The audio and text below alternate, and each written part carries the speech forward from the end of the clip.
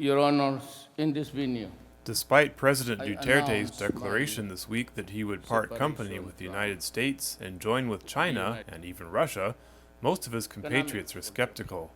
Surveys and interviews show that the majority of Filipinos support U.S. military aid despite anti-American comments from the new president, and they worry about his proposal for an alliance with China in light of a territorial dispute. A new survey by the Philippine research institution Social Weather Stations shows some of the highest trust ever for the United States, the country's former colonizer. People say they still want help from Washington in resisting Muslim rebels, as well as Chinese vessels in waters off the Philippine west coast. Kirk Nagak is a 27-year-old job seeker in Cagayan de Oro. It's good that we use American aid here in the Philippines, but I don't know if the president would allow it. But for me, it's not a problem. I don't know if we need China because this US is helping us here in Philippines.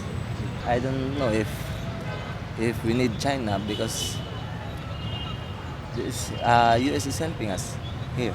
Social weather stations say 76% of Filipinos place much trust in the United States, while only 22% have the same level of trust in China.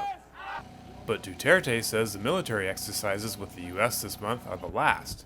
He has asked U.S. advisors to quit helping Philippine forces fight the violent Abu Sayyaf Muslim rebels in the archipelago's southwest. Filipinos say they are also leery of China because of its claims in the South China Sea, which cut deep into waters Manila has traditionally considered its own. Antonio Ledesma is the Archbishop of Cagayan de Oro.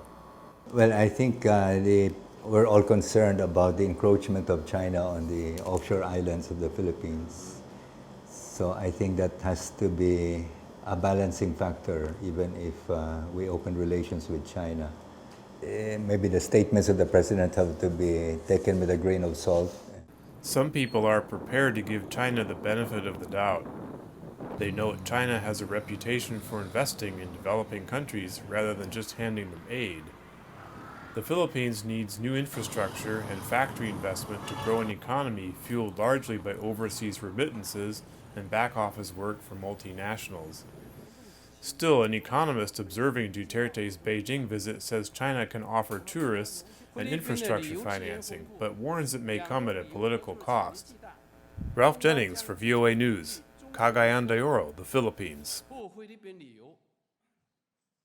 青年是中非关系的未来。